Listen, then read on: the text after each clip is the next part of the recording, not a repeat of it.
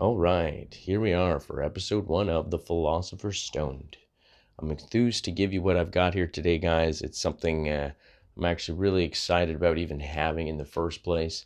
It was an interesting sort of way that I came across it as I was going through all my files and all my backed up stuff, and I was organizing things for the podcast and just putting different data together. I stumbled across a script that I had written for an old version of The Philosopher's Stone that I was planning about 2 years ago. Now, about 2 years ago, I had this big epiphany, and as you might remember, I mentioned epiphanies as being sort of a big thing for me. I love those aha moments as actually something I developed an addiction to, as obviously when you have this sort of moment where you connect information that you hadn't connected before in new ways, that kind of sends like a wow moment through you, which has a biochemical aspect to it. You're getting dopamine and all that kinds of stuff. So at the end of the day, your endorphins and everything else.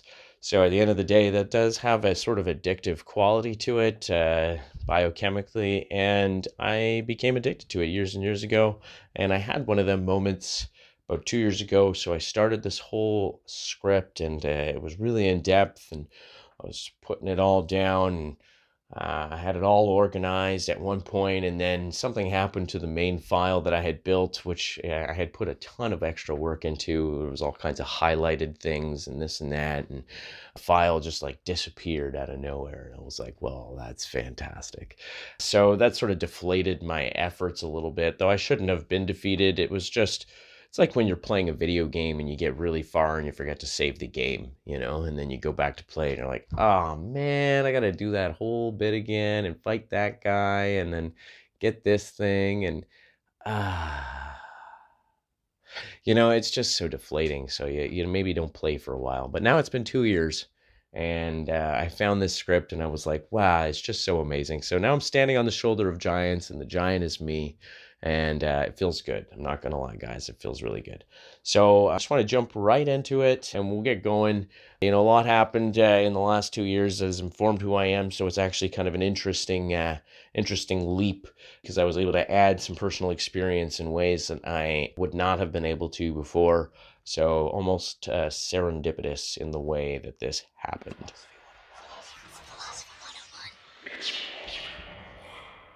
Now, jumping into it, a common thread in philosophy that pretty much always gets the start, which is, I think, therefore I am. René Descartes. I mean, it's an existential sort of statement that forces one to acknowledge what you can really say is true. And that is that you am, or I am, you are, you am, yes. But in any case, that's the only thing, because anything beyond knowing that you're perceiving something could be an illusion. I mean, that if there's an illusion, you're seeing the illusion so that you are you and you're seeing it.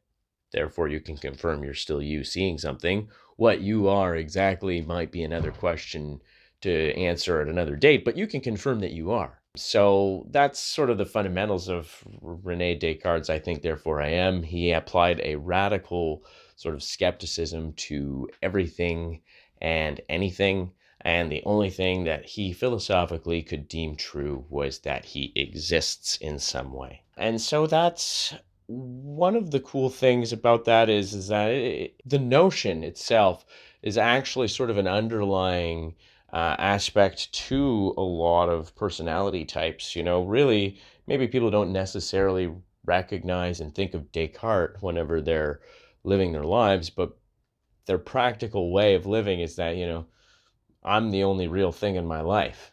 You know what I mean? Like, that's the Machiavellians and the sociopaths and the narcissists. Like, everybody else is just sort of a tool or a means to an end. So things like that, it's an interesting philosophical notion to think about because then you got to see how the logic moved out from there to acknowledge if the illusion is real or unreal. But that's philosophy, folks. However, the next part of the question comes down to what is doing the disseminating of information when you're trying to figure out what's real and what's not real. And that is you, right? Well, you also have the ego. We've all heard of the ego, I'm sure. And the ego, if you have not, or, maybe you just don't have a fleshed out version of events, ego goes by sort of a casual definition as an unhealthy belief in our own importance.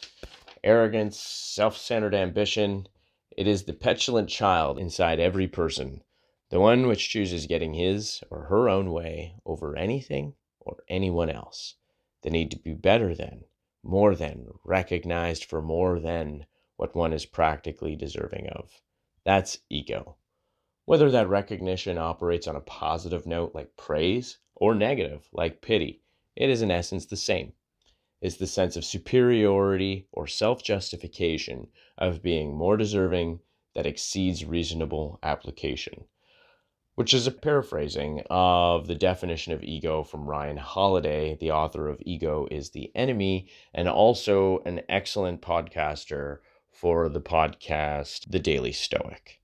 I'd strongly recommend anybody who's interested in this podcast check out The Daily Stoic, because it is 100% on par with sort of the quality of what we put out here. Though focused on Stoicism, Marcus Aurelius, Seneca, so on and so forth.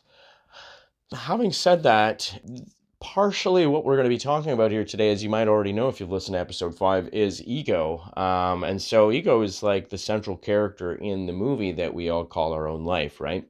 That's our past, present, and future anticipations hinge on the characteristics that we ascribe to that character, which is the fine structure of the ego. The ego is comprised of thoughts, emotions, memories, my story, quote unquote, fixed unconscious roles, and collective identifications like nationality, religion, ethnicity, etc. Most people completely identify with these components of the ego, and for them there is no self outside of this. The interesting thing is that the self is more than just what the physical makeup of your body is. I mean, unless, because you're very genetically close to who your parents are. So, and I mean, even identical twins, just because they're genetically and physically identical doesn't make them the same person, because who you are is not defined by your body. It's defined by the subjective life decisions that you've made in encountering and the physical limitations that you express yourself through. And those physical limitations are your body and are the surrounding physical barriers that your body encounters, like other people, their interests, objects that you have to climb, any type of challenges or what have you. So that's kind of what identity comes down to being, is like a clashing of all of these factors and variables that make up the person. But even then, two people who go through identical scenarios can have vastly varying reactions to them. And in the field of botany, we call this phenotypes. Because, you have two genetically identical plants and you put them in different environments and they grow very differently.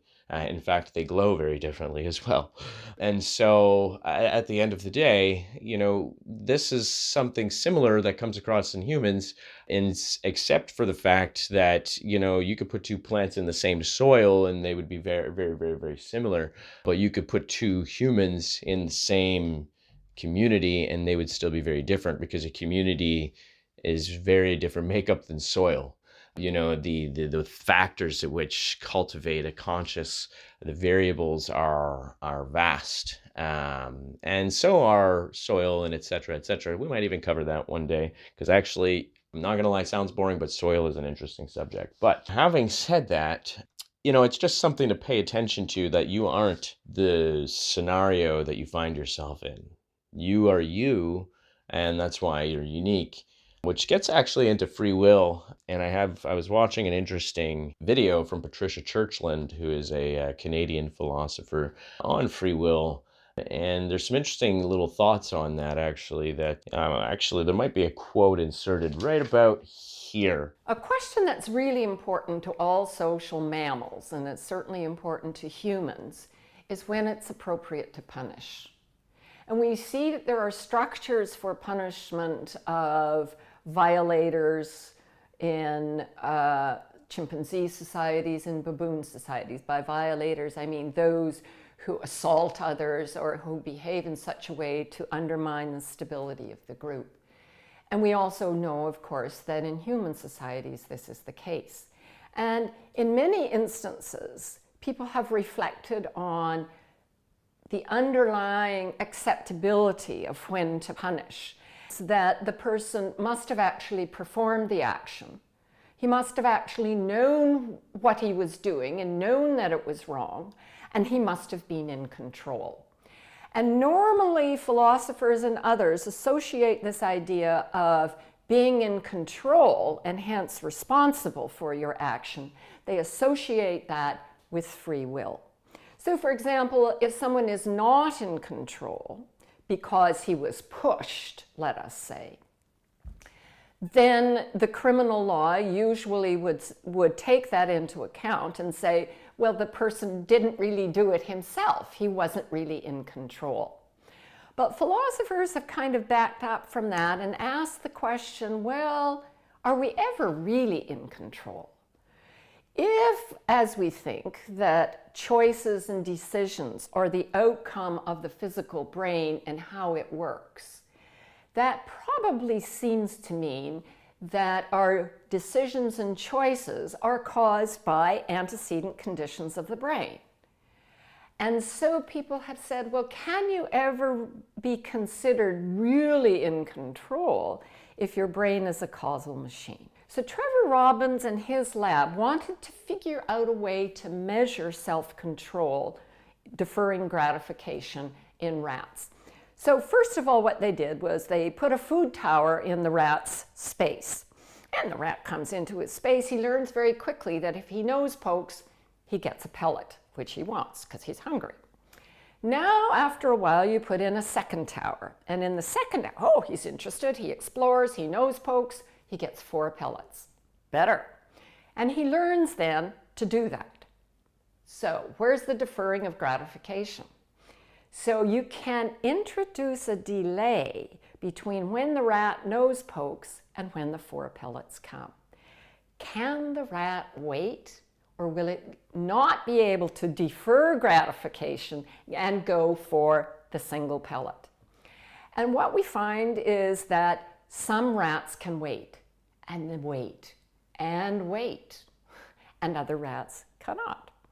It's like they sort of give up and go to the other one. Now, we normally think, as he pointed out, that self-control involves the capacity to defer gratification. It also involves the capacity to cancel an action. So that, for example, if you're about to go into a parking space and a child runs into that space, you will put on the brakes and stop. That's canceling an action. I can cancel an action as I move towards my coffee cup. It also involves the suppression of certain antisocial or unsocial impulses. And so we know that the circuitry involves structures in the very front of the brain, but also these reward and reinforcement learning structures in the basal ganglia. The precise nature of that relationship is not understood, because we know that self-control can also be affected by motivation. If I'm very frightened, I may not defer gratification, or if I'm very tired, I may behave in a slightly different way, and so forth.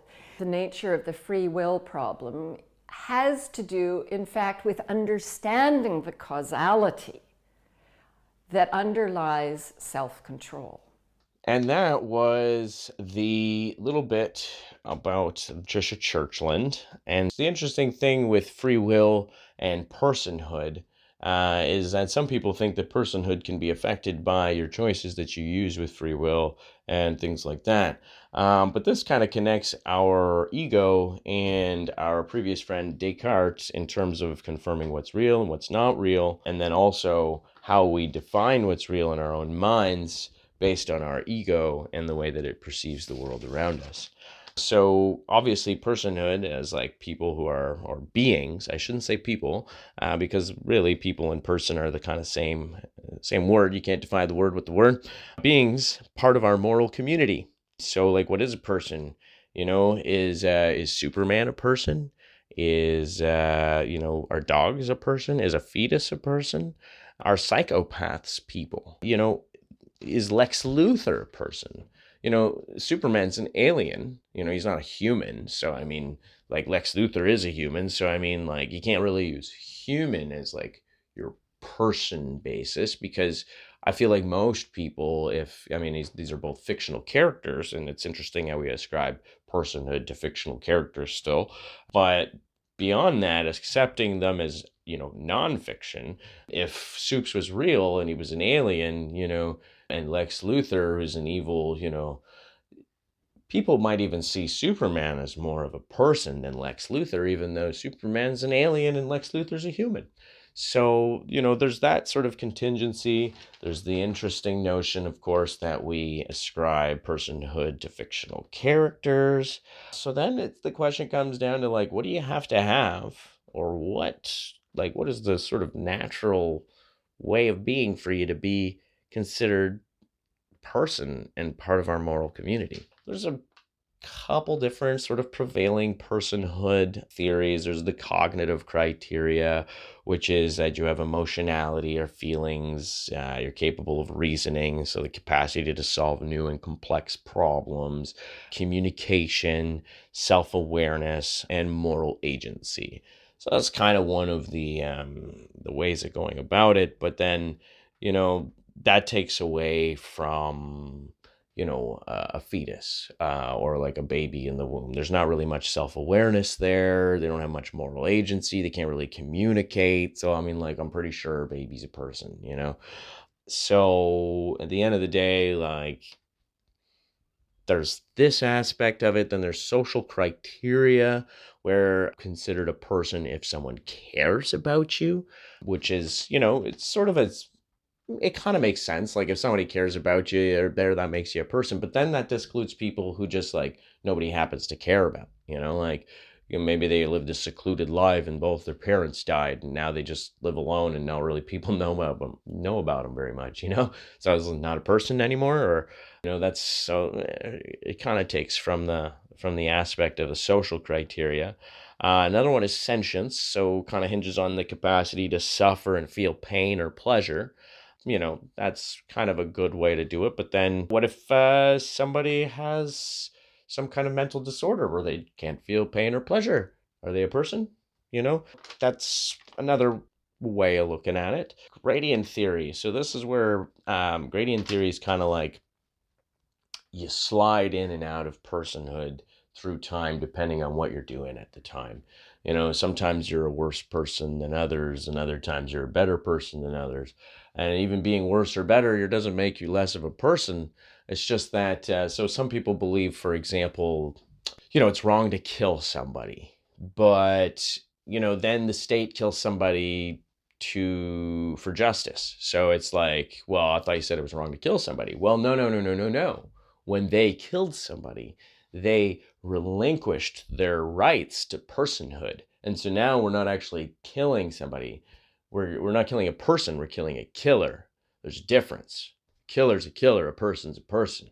Like that sort of aspect. Now, the interesting thing about gradients is that they can change over time. So that gets into the debates on, rehabilitation and justice and capital punishment and all that kinds of stuff. But we all have, specific opinions about particular issues that are, perhaps well developed or not well developed, or, just kind of an intuitional sort of feeling inside that just feels right.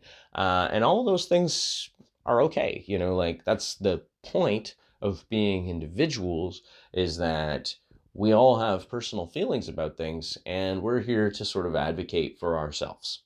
And so if you intuitionally feel something and you don't know why, you don't know the facts of like what backs it up, and you listen to other people sometimes and you take things in, and then you sort of verbatim reply with those replies that confirm your biases, then that's fine by all means. But if you end up with somebody who's arguing against you and is saying more than what you're comprehending, that's the ego that kicks in when it says no, when it says like, I'm not listening and I'm going to repeat. Because at the end of the day, that's how communication works, right? Like, we don't have all the information. It's impossible for any one person to have all the information. Even people who are highly specialized lack information, because the whole notion of being highly specialized is that they're specialized. We live in a highly interconnected informational world where information is all connected. And when you become highly specialized, you disconnect yourself in some capacities from other bodies of information and schools of thought. And a lot of times, different bodies of information and schools of thought overlap. And so it is worthwhile to explore any type of novel conjecture and see where it goes. Now, if in the end it ends up falling on, okay, now you understand me or I understand you, that's the end of that's the goal, is the end game of a conversation, is to have a better understanding of the subject, and eliminate possibilities, or sublimate some. So at the end of the day, like, we're kind of losing sight of ourselves, and I'm losing sight of where I'm going, because this kind of moved from personhood into ego and that kinds of stuff, which is why these are interrelated subjects and why I'm putting them together, because the whole notion of being a person and I think therefore I am, and we all have that. Like, I think therefore I am. Every person is a unique segment of a greater whole, which is actually great, because there's a poem by John Donne that I really love for this, and you can hear it now. Who casts not up his eye to the sun when it rises? But who takes off his eye from a comet when that breaks out?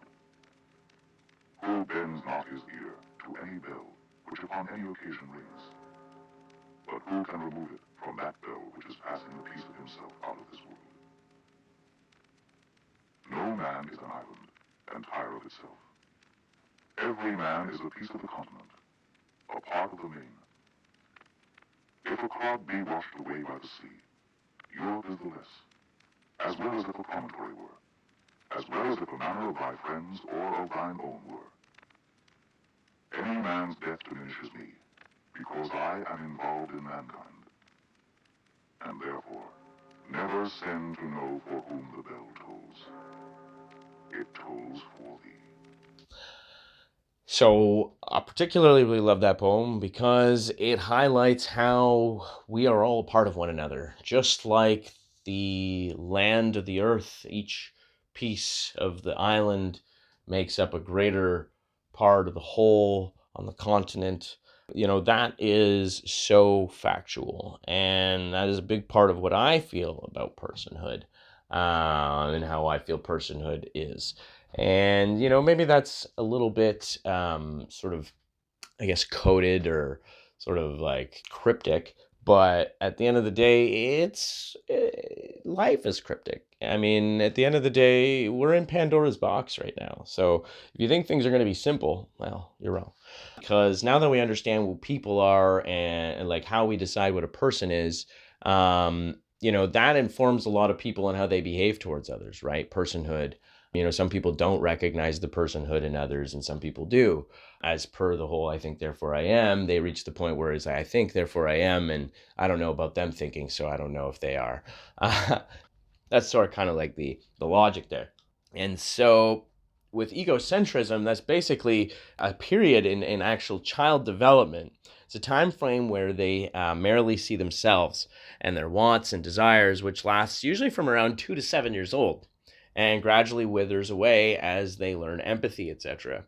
Now, the amygdala grows as well as the anterior prefrontal cortex, and that enables them to be more cognizant of our own mental and emotional state as well as others, as their own, not our own. Well, I guess it depends if we're looking at ourselves as the subject we're talking about here. But he also mentioned that some adults have trouble really growing out of this state. So that was Piaget on egocentrism. In comes Martin Buber. So from here, Martin Buber was a Austrian Jewish Israeli philosopher, nominated for Nobel Peace Prize several times. He is known for his philosophy of dialogues. Now, that basically centers around how people treat each other in either I-it or I-them ways, meaning that some treat others as a means to an end, I-it, an object to be used, others, I-them. And these are the two modes that he suggests exist. And so we kind of call this sort of main character syndrome, when somebody gets stuck in the I-it sort of facet of things. So people just start kind of like looking at people as its, as not real human beings who have genuine feelings. They remove that personhood. Now, how they see personhood in the ways that we described it, it's hard to know. Each person's unique, but one way or the other, they find it in them to strip the other of personhood. And, if we want to use the terms of today's identity politics, they sort of colonize others. They come in and sort of rape the resources and, sorry, this was a rough word to use, I apologize, but they pillage their resources and with no mercy, and take for themselves and then move on to another person happily, while that person is left to drown and squander and feel terrible about themselves. And that, like I said, is called main character syndrome. Now, that's not an actual medical term, main character syndrome. That's a colloquial term that people tend to use to describe people who act this way. But it does have parallels in medical terminology. And Sartre talked about this as well when he discussed egoism, where the person sees themselves as the most important aspect of their world and views others as secondary or irrelevant. But Sartre took this a step further, insisting that those who live this way are cut off from authentic engagement with the world and others, and become trapped in their own minds, which can be isolating and lead to feelings of alienation, anxiety, and meaninglessness. And one of the things that I can say that I've experienced with narcissism is that, in terms of the person that I was with, I mean, again, this is all individual experience, but in terms of the people that I've experienced, or a particular individual that I'm thinking of, there was a lot of feeling of meaninglessness of life. And it was an existential dread in the person, and I cared quite a bit about that, because that is a driving factor in who someone is, where they find meaning in life. And if they don't find meaning in life in anything, then all that can really lead to is self-sabotage, because there's no end goal. There's nothing that you're striving to achieve. There's no if you're the main character in your life, then what's the story that's being told? And that's the meaning, right? It's like taking a movie and going to sit down and watch a movie about a main character, but there's literally no story. It's just a person who's lost in interactions with random strangers and people. It's not interesting. There's no connection. There's no real anything that means anything. And so you don't get your denouement, you don't get your rising action, you don't get your conclusion, you don't get any of that stuff. And so it's hard to derive any type of meaning. And denouement, by the way, everybody may not know that word, which is sort of the period of the resolving, it's you had the rising action in the story and everything was sort of building up, and you're kind of getting tense as it goes and different things are coming into place. And the denouement is when everything's revealed. And then you're going, wow. And then you get your falling action, which is the resolution and all that kinds of stuff. So, and that's basic story building. And so at the end of the day, you're sitting there going, well, how does this person have any meaning in their life? And so that was something that really, really, really mattered to me a lot. And I always tried to sort of uptalk the meaning of life and things like that. But then you get kind of, sometimes you have to get into the abstract thinking. And, a lot of us are struggling with, just the basics of getting food, and having enough to drink. And some people have, eating disorders and things of that nature, and that prevent them from even being able to do that properly. And so they're not really able to spend a lot of time on those abstracts, and that becomes really difficult. So this is part of the angst in our sort of sociological situation, the zeitgeist, so to speak, our communities. This is what we're experiencing between each other. And I mentioned it briefly in episode 5. It's through no fault of our own. We all have generational trauma and things like that are forcing us to go through this. But, that's what it is. Yeah, so after Sartre, I start talking a little bit about recognition and what it means to recognize a person in someone when you meet, which actually is interesting because there's a really cool phrase that I really love, that I learned from a YouTube channel that I used to be really connected in with called Global Oneness Project. And the guy's name is Orlando. His name off the top of my head, the last name's not hitting, but he's an African philosopher, and he talks about something called sawubona, which is a African term for, it's a greeting, basically. When you encounter another person, you say sawubona. And what it is sort of an affirmation of a meeting of the minds, that I recognize you and you recognize me, and we recognize each other.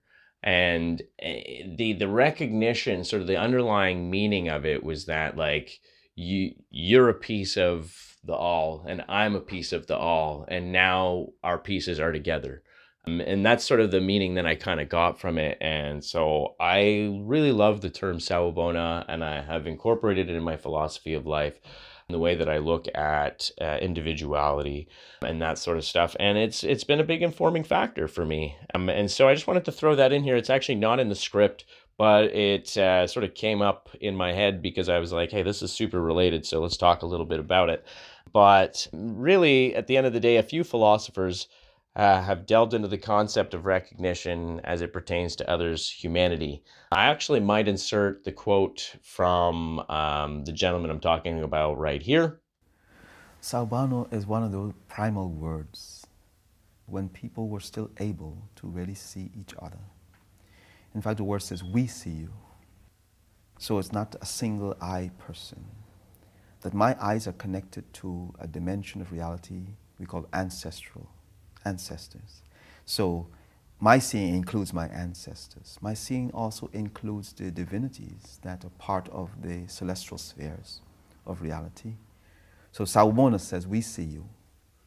And the response is, Yebo Sawubona, yes, we see you too. Because it's a dialogue. Seeing is a dialogue. It establishes you as a witness to some phenomena that can also be a witness to your own presence. But when two human beings meet in this gesture of Sawubona, the acknowledgement is we see each other. That becomes an agreement because we're obligated from that point to affirm the reality that seeing has empowered us to investigate our mutual potentials for life. So it invites us to communicate. Why are we, if we're seeing each other, why are we here at the same time? What is this moment of time given us to be able to do? So it's an invitation to participate in each other's life. Seeing Sawubona also obligates a person to give to each other what's needed for that moment of life to be enhanced. For me, now seeing represents the question, how can I be, or how do I have to be in order for you to be free? Because I think our present civilization has taken away freedoms from human beings, not because one culture oppressed another, but because we lost the imagination of what sight meant, of what these inner capacities really mean. So for me, it's important to reestablish the question, how do I have to be as a human being for someone else to be free? You tell me, and I would explore that possibility. Because I think inwardly we all know what the prerequisites are for our own freedom. Yeah. It's a type of consent. It's a type of agreement we need in order to exercise freedom. We can't do it out of self-interest. Freedom can't be pursued out of self-interest. Freedom must be a mutual gift from one human being to another, recognizing that if I limit one person's freedom, I limit my own. That we can't take away something from someone that is so mutually tied to the state of existence. Freedom is not from something or to achieve something. It's a freedom to be present with. So that was Orland Bishop, by the way, everybody. I had forgotten his name, and I just wanted to include that. And since I've already kind of talked a little bit about it, you kind of will probably be able to pick up on the context that it has with the rest of the script. So from there, Axel Honneth is the next philosopher that I wanted to talk about, because he has delved into a lot of what it pertains to recognizing the humanity in others. So he's a German philosopher, discussed recognition, the art of recognizing another person, involves acknowledging the worth and dignity of others and ascribing autonomy to them. So it comes in many forms of contributions, physical, mental, and emotional needs, the right to make your own choices. And so the contributions is sort of what you contribute and that kind of stuff. So it's sort of a mutuality, like back and forth thing, which is where some situations can actually get difficult too, even for people who are being as forthcoming as possible. Because if there's no mutuality, eventually what happens is there's a lack of balance, and you have basically what is similar to, again, where we identify in identity politics as a colonizer, somebody who is just taking the resources, and it becomes a recognized fact that this is happening and that it's just a take-take relationship. And when you genuinely care about what is happening and the other person, and they are still taking, it becomes very difficult not to be very frustrated.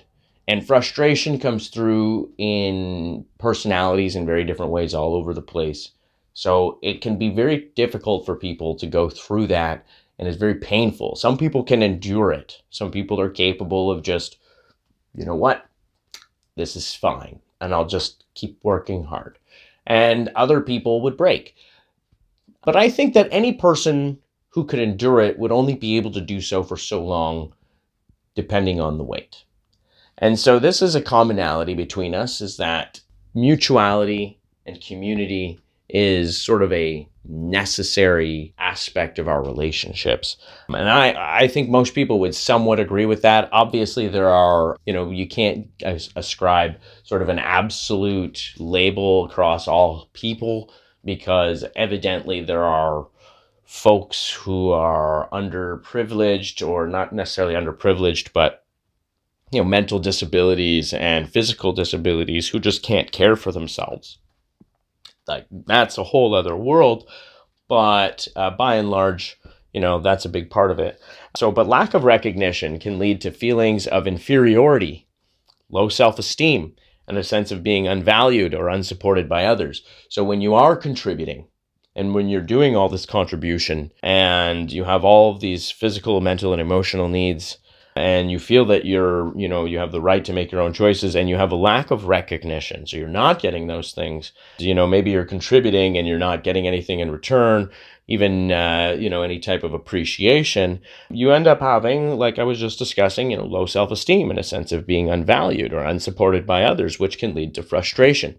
So this is all Axel Honneth. Recognition undoubtedly has an input on sense of self and feelings of belonging. Now, Paul Ricoeur, a French philosopher, figured that self-recognition is the more important variable, seeing one's own utility and acting on it, which again gets to what I was just saying in terms of some people are able to sort of just get past it and see their own, and go, and just acting on that. But then we have Levinas, Immanuel Levinas, with the infinity of the other. Who is a Lithuanian French philosopher. Basically, the infinity of the other is kind of central to our discussion as a whole.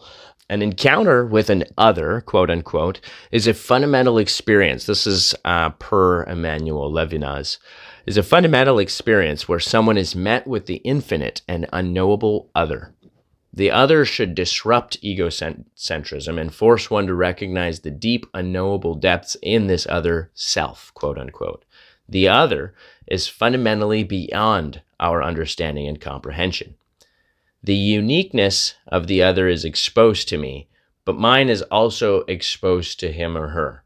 This does not mean we are the same, but only that we are bound to one another by what differentiates us, namely our singularity. Now, that's a quote from Judith Butler, and Butler goes on to point out that the self and the other are both social animals, which have grown according to various social norms and power relations. So your life, you've grown up in your life, and this has been normal, and that's been normal, and you expect this, and you expect that, and, these people have authority and those people have authority. And when you're in this social situation, the person who acts this way has got more authority because they're more aggressive or assertive or whatever. The ways in which you perceive authority in social scenarios and the norms and everything like that is what she's talking about there. And that's how we've grown. We're social animals.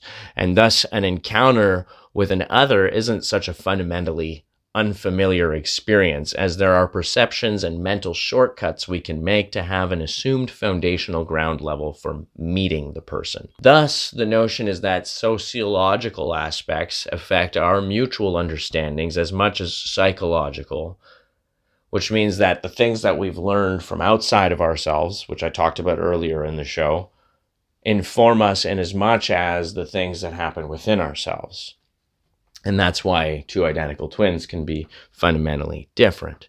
And that in terms of public policy, we must endeavor to shift these relational variables in order to induce any sort of desirable change. Whether inducing deliberate changes for the purpose of drawing out specific wanted outcomes is effective or not is another question.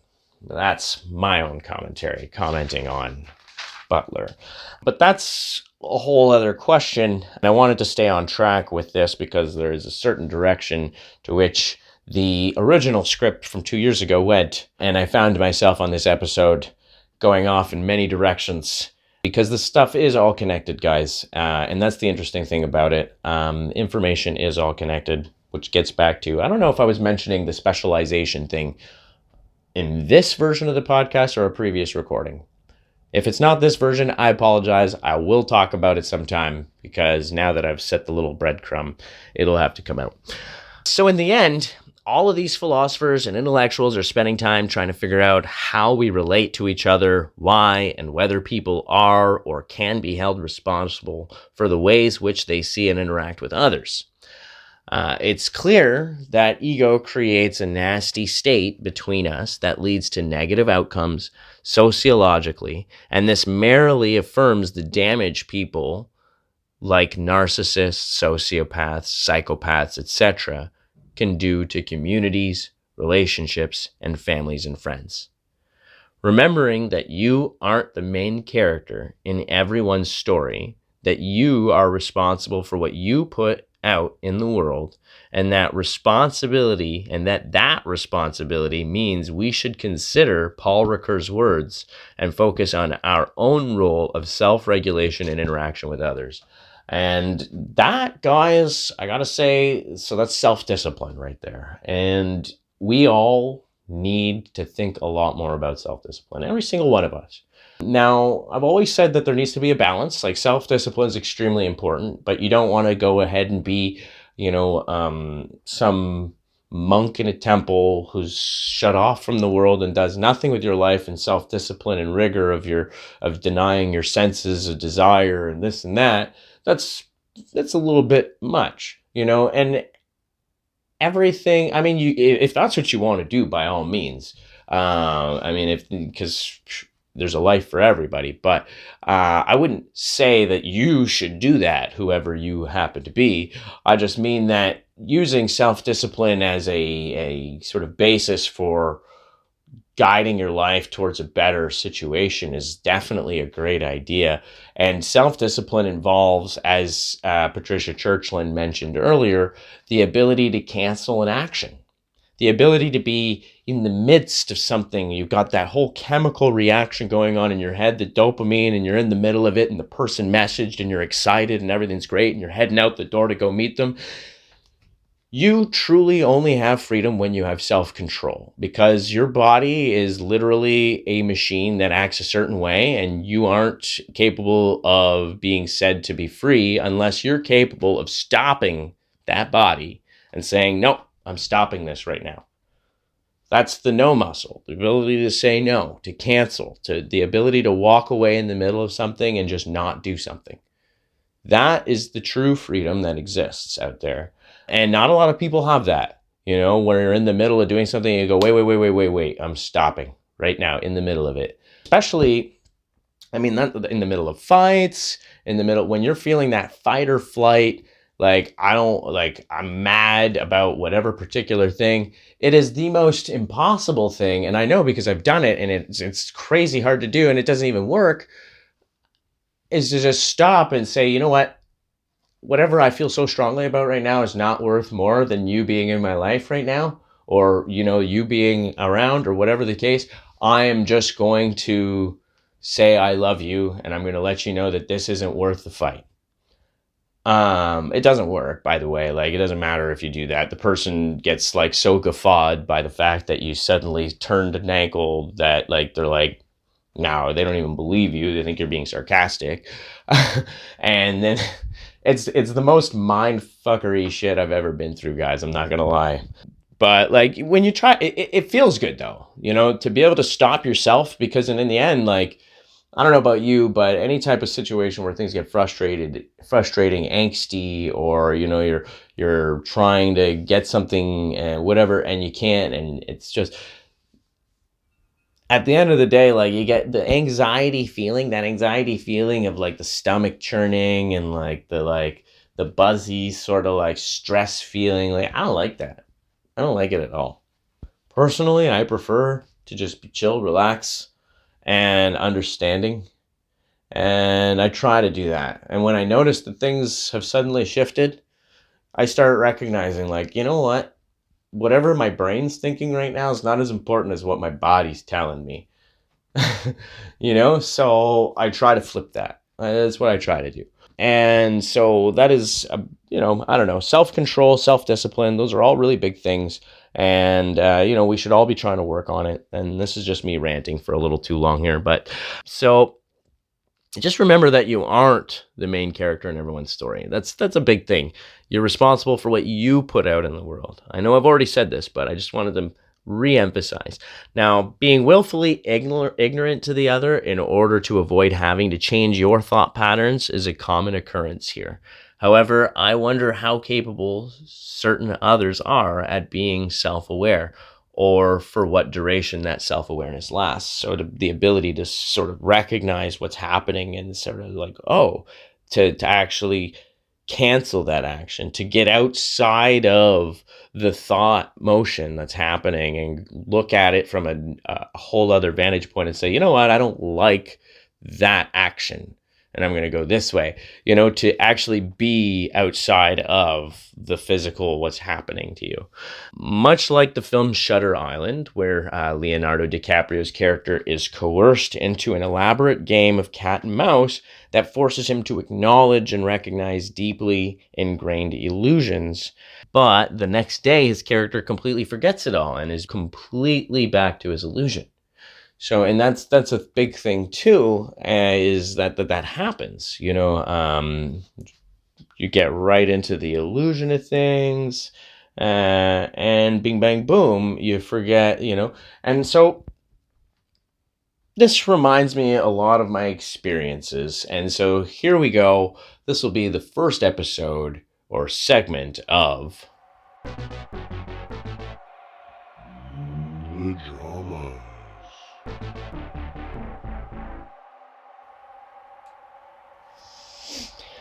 So, the dramas reminds me of a lot of experiences with my ex, where she would suddenly get all of my gripes, be able to paraphrase it all back to me in her own words, and commit to doing better. And despite experiencing this sort of epiphany moment, things would invariably go back to the same old, same old.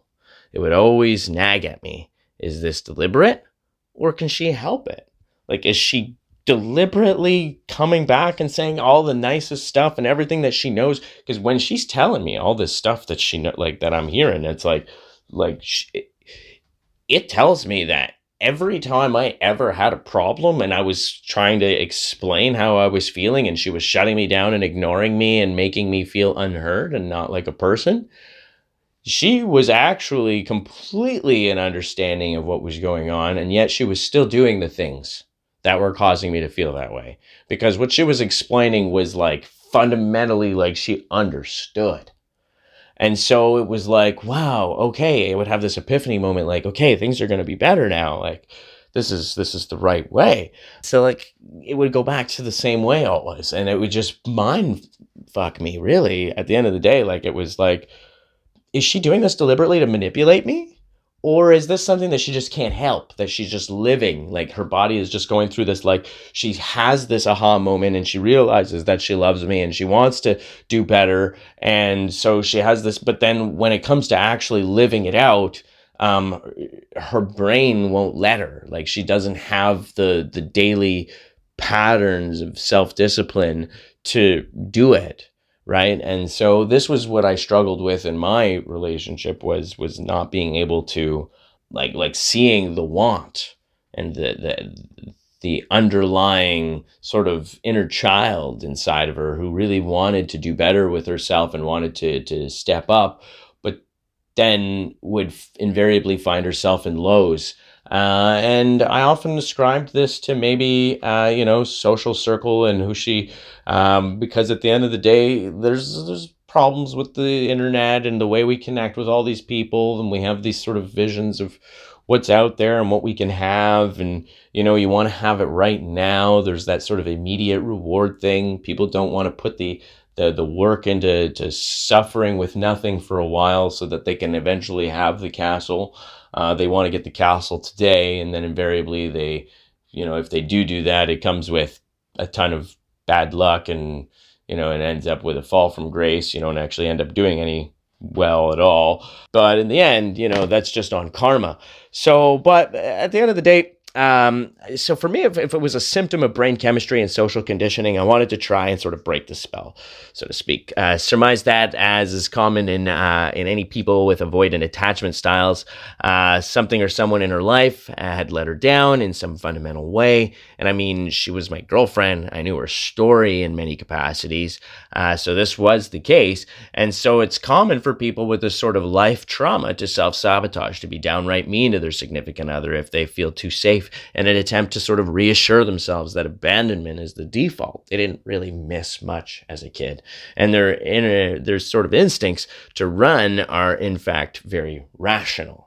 Their self-sabotage is actually a rational decision because, gosh, if they abandoned me and I had nobody on the side, where would I go? What would I do? And so they rationalize this sort of self-sabotage of something very potentially healthy because obviously in any toxic relationship, toxicity can create a two-way street and things kind of go back and forth. And so any person looking from the outside might see it as being a completely unhealthy situation, whereas there might actually be some underlying light, but that there are some factors that just need to be sort of tweaked to fix things out. And, some of those factors sometimes are almost impossible because they involve fixing those life traumas, and addressing those life traumas. And that is not an easy feat to do. By all means, if you were able to achieve helping somebody address their life traumas in your life in any way, even as a professional or a friend, that in and of itself is something you could go to your grave with and say, my life had meaning and my life was good. If you did nothing else in your entire life and you were able to achieve that, your life has meaning now. You know what I mean? And so that's a big, big, big, big thing, if you ask me. And that's why, that's what love is about. But so that way I endeavored to overcome the cycle by denying her the expected departure, that I would just leave. The more she sabotaged, the more I came back with deep professions of love for her innate qualities, etc. In the end, the webs of deception she spun wound us into a place where she couldn't even trust me despite my almost pristine track record of loyalty. Nevertheless, in the end, I spent exorbitant amounts of resources, lost tens of thousands of dollars supporting her lifestyle. My car was totaled. I lost career jobs, including with Canada's Department of National Defense, and she still couldn't get on page that I love her for real and left me for other men. At the end of the day, she always came back to me. And it was so bad she came back the one time and said, "I'm sorry, Tyrone, it isn't fair. I just want to have you to myself and be able to do whatever I want." That's what she said to me, 100% straight-faced. And I thought to myself, holy, what the heck? Like, what kind of entitlement is that? And that gets me back to the personhood. Am I a person to you? Really? Or am I a sexual object for you to have because I'm the reliable one? And then you get to go and just have your adventures. And so it just made me really sad. Like, I was like, what the heck is this? Who does that to a person? Who does everything for you? And anyways, I don't want to get too much into that, and this is where my story relates back to our episode. Narcissism, sociopathy, psychopathy are ever-present aspects of our sociological history and have been a part of the reasons for many human rights reactions in history. And it's in this vein that we can run into the problem of self-righteousness. As a victim of someone who witnesses injustices like mine, or more protracted macroscopic issues, or even more traumatic issues that are of personal nature, whatever type of issue. And there's nothing wrong with empathy. As we've discussed its necessity at length here, but self-righteousness is not that. You see an injustice, you take up arms, feeling smug in moral superiority. But as noted in the blog post on Medium by John Kabat-Zinn, an American professor emeritus of medicine and author of the book Mindfulness for All, The Wisdom to Transform the World, we rarely feel self-righteous against natural disasters or other forms of non-oppressor-based suffering, for example. But as soon as the cause of suffering is a they, there's this instinct to ascribe nefarious workings, malfeasance, greed, irresponsibility, ignorance, and subsequently anger, feeling of righteousness. We turn them into the problem, ascribe a villain and act with impunity, as now this person has relinquished their personhood, or what have you. It invites that childlike egocentrism Piaget and others talked about back in the door and says, "Here, this is the driver's seat. Have at it." It's at this point we're willing to dehumanize people. For example, #ElonJet. It's easy to say, sure, let people stalk the man. He isn't me, and I ascribe moral indecency to him. I mean, the guys, they were live tweeting where he was at any given moment almost. Like, he had kids. That is not okay. They ended up, and it's crazy because I was on Twitter and people were arguing with me saying, oh no, like, it's crazy that Elon is trying to block them from being able to do this and that and that. And I'm like, no, they shouldn't. And in the end, the guy actually delayed the tweets because he knew what I was saying was right. But you had so many people on Twitter justifying this because, they don't see Elon Musk as a person. They see him as just this rich, evil, object in the world. So this instinct becomes increasingly difficult to avoid when one feels they are correct, that their views are grounded in the truth and are maybe corroborated in many other ways. And this impulse is very egalitarian. It can condemn virtually anyone, even though you may have no shred of understanding of the person you're judging. So as Mr. Kabat-Zinn notes, in 2205 BCE, a man named Yu is described as the virtuous founder of the Xia dynasty, and then in 1818 BC, 400 years later, a man named Jie is described as the degenerate terminator of this dynasty. All of this to evidence that history has continually been in a state of flux, and no expectation of harmonious good can ever truly be grasped. We can make it personal with blame and even take it personal, but we have other ways of coping. The dilemma here is that our self-righteousness leads us into this very cycle that has been driving us into the eventual Hitler, Stalin, Mao, or what have you. The reason self-righteousness is not helpful is because it assumes things should, quote unquote, be a certain way, that they should, quote unquote, be occurring differently. But it isn't. What is. This is it. There is only now. Should or should not are irrelevant. It is a part of the egocentric story we tell ourselves with ourselves at the center of it, as some hero, or inasmuch as we value our own vantage point, a vanguard of our personal sense of justice. This story can often blind us to the variable of ways the story can be told and contextualized, and our self-righteousness blinds the face of expression of that context. In some cases, the ability to make this decision, to view the other's view as real as a way as our own, could lead to dramatic shifts in paradigm. To be able to just consider it. And actually, that's one of my favorite quotes that I tell people all the time. And it's an Aristotle quote, and it goes, "It is the mark of an educated mind to be able to entertain a thought without accepting it." And the way that I envision that, I have a toy box in my head. It's my adult toy box of ideas. I have thoughts. Sometimes I take them out and I make a mess.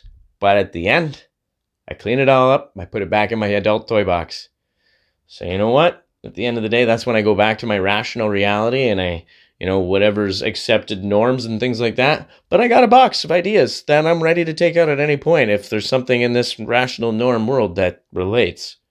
And who knows, maybe it'll eventually connect in and be a part of the rational world as we continue to understand it. So, and that's kind of how I see it when it comes to considering ideas. And, if somebody else wants to come out and play with one of their toys, sure, let's play with it for a while. I'll play some make-believe with you. We'll see how this goes. What's the end of the story in your game? Cool, that's interesting. And then from there, you got all these kinds of relational things. Maybe there's certain things that they say while you're pretending with them that they wouldn't have said while you're arguing with them, that make you go, oh, maybe you don't agree with the whole premise, but maybe some kind of inner sort of working is like, oh, that's an interesting little thought. You never know. And then even then, that might help you relate to the rest of what they're saying in a better way. It doesn't mean, again, that you agree with them, but you might kind of understand where they're coming from better. And you might even want to incorporate some of the idea or notion into what you think, not in the same way that they do. Because that's how ideas are. They're not rigid. They don't stand in one direction. So in any case, That was just a little bit of an elaboration there. In some cases, the ability to make this decision to view the other's view as real away as our own could lead to dramatic shifts in paradigm, etc. But it's important to see things from a bird's eye view, because if we can't do that, then how are we any different in conveying ourselves than any totalitarian? So if we know we're right, then begins the, if this is so obvious, what's wrong with them? Well, then comes the guesses at motive. So if I'm so right about something and it's so obvious to me, because again, this is if I constantly be thinking that I'm right and you're wrong, well, then at that point, what's wrong with this person? Why are they, if it's so obvious that this is the answer and they have this answer, they obviously are an evil person trying to, So, so you're right when you say you are. Are you right when you say you are? Are they wrong and kind? So there's a Buddhist quote that goes, open your mouth and you're wrong. Well, that's the thing about living. It's a risk. We have to take that chance.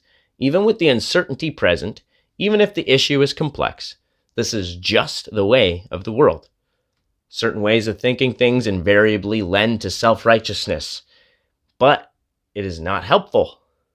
Other ways of thinking of things can often still incorporate your sense of the situation, but lend to imagination, open-mindedness, and open-heartedness, and even mindful and passionate action. Self-righteousness is as harmful with its indignation as the other's potential nefarious machinations.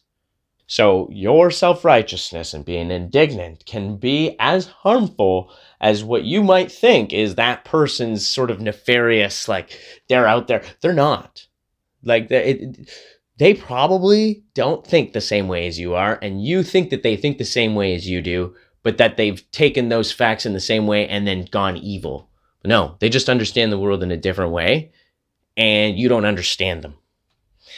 So that's common. That's very common. Now, obviously, I'm not, again, we talk about narcissists, Machiavellians, these kinds of people, they do exist. So there are those that are out there doing these things, but nevertheless, you can't assume, and not only that, but those people, again, have traumas and things like that are causing them to be this way. And when the world continues to operate in the default action that it always has, it makes it far less likely that those traumas will be healed. However, even in myself, when I have a deeply held belief, I've often felt strongly about it, to the point of hatred for CEOs, etc. This is when I was younger.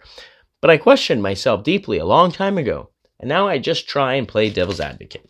Pretty much, because at the end of the day, I've learned so many little things, and that we all have ideas, and we all want the world to sort of improve, but the route to a better world is not filled with indignation and hatred. So for a while, I fell into the hole of anarchy, anarcho-capitalism, anarcho-communism, and just to kind of give you guys an idea, Antifa, that's anarcho-communists, and like the libertarians tend to be often anarcho-capitalists, but they're not all, like libertarians aren't anarcho-capitalists, and anarcho-capitalists aren't libertarians necessarily, but it is an overlapping sort of area of interest. And that right there got me thinking a lot, like just seeing the debates between those two groups. Like I never identified with being a member of those two groups, but watching them debate sociology, anthropology, community building, and the fundamentals of the morality of sociology and things like that, it was informative because these were people that were debating like what was required for society to be able to build from the ground up without a state, without a government to organize it. So basically it was like talking about what hypothetically, people would be talking about before the state arrived. You know what I mean? Like back in the day, in early human times, when the intellectuals were trying to figure out how to make communities and lead, and it got into the anthropology of the state, and I thought, wow, that's really interesting. And so I did a lot of studying on that kinds of stuff, and so I've got a lot of that up in my head too. You'll hear a lot about different political things on the Outspoken Citizen X, so that's going to be pretty exciting, guys. But one thing I got a sense of, though, is that anarchists are a small minority. The majority have a stake in society as is. the majority of people, they will likely not want any sort of anarchy. And that this anarchy itself, while well-meaning, is actually relatively authoritarian in that it would force billions to engage in a highly hypothetical society that could lead to widespread death and destruction, etc. And so I was like, you can be an anarchist all you want, but you're going to have to force people into it, which is pretty authoritarian to me. Like, you know? So and that's the interesting thing. And that's why I honestly, people say horseshoe theory is bunk. And if you guys don't know what horseshoe theory is, it's that so that the left and the right paradigm, and again, I don't really get with the left and right paradigm totally, but I think that the horseshoe theory kind of like maybe highlights something that we need to pay attention to when thinking about how ideology is mapped, because a horseshoe, there's the center at the bottom, if we have it pointing upwards, and, the right and the left go out and they are apart from each other as it rises up, but the top of the horseshoe curves inwards. The interesting thing is that the tops on the left and the right are the extreme left and the extreme right, and the tops are closer to each other than the middles, meaning that the more extreme elements of the left and the right are actually more similar to each other than the moderate left and the right. And so that's the interesting thing. So that's what I think about when it comes to horseshoe theory, that I think that, when it comes to being somebody who wants to set up a dictatorship, you're very much like somebody who wants to overthrow the entire government and make the world act a certain way, just in different ways. You want to force people into a world that you see as the best, and you want to interrupt society very quickly. Totalitarianism, like you just want to jump right in there, do it without any type of consent, really, from the masses. And yet you differentiate yourself from the state when you're an anarchist. I don't get it. But in any case, so this is where I took keen interest in the writings of Charles Sanders Peirce, who is the father of pragmatism. Peirce held that the value of an idea or concept is determined by its practical application or consequences. In terms of public policy, they should be evaluated on real-world outcomes and impacts on people's lives, rather than based on theoretical or ideological considerations. So, the goal of public policy should be to promote the greatest good for the greatest number, and the success of a policy can be determined by its ability to bring about desirable changes in people's lives. That's where I just want to say, well, okay, that's for Outspoken Citizen X, but this does overlap with Outspoken Citizen X, as mental health is not something that is well cared for. Public policy, food prices rising, the interest rate was held so low for so long that so many people got so in their head with debt that they thought that they could afford, that really shouldn't have been so affordable the entire time. That caused exorbitant investments in real estate by people who could have been investing in government bonds where real estate less attractive, and causing real estate to become a investment rather than housing. And, these are all things that, the left seem to support somehow. But in any case, so this is Outspoken Citizen X, guys. I was talking about throwing over things from the philosopher, from other shows of the Philosopher's Stone before, but it looks like Philosopher's Stone is going to be throwing over some politics to Outspoken Citizen X, which happens to be the next episode, everybody. So stay tuned for that. And we are pretty much at the end of this show. I wanted to give a little summation and say, when it comes to public policy and, the narcissism and the totalitarianism and all that kinds of stuff, what we experience on our day-to-day lives and the wisdoms that we come across in our day-to-day lives can be applied to macroscopic things as well. So that's microscopic, it's down to the person, to the individual, and macroscopic, that's up to the region or country or whatever. Those are lessons that can be applied both ways. And when it comes down to recognizing people as the other, that is important in relationships, interpersonal and intergovernmental, and partisanship and non-partisanship. All of that's fun stuff, because this is, after all, interpersonal relationships, and the government is just a system of interpersonal relationships who, at this moment, have a very poor relation between each other and have very poor rapport. And I'm very, very saddened by it, if you want me to be honest, because it's very much like a toxic relationship, our government and the public right now. It needs to improve. I would really drastically love for us as a whole to kind of pay more attention to our own lives, take care of ourselves a little bit better, and also for the people who are responsible for setting up the conditions with which we have to learn to take care of our lives within, to actually step up to the plate a little better for us all. But in any case, God bless everybody. Love y'all. This is Tyrone signing out.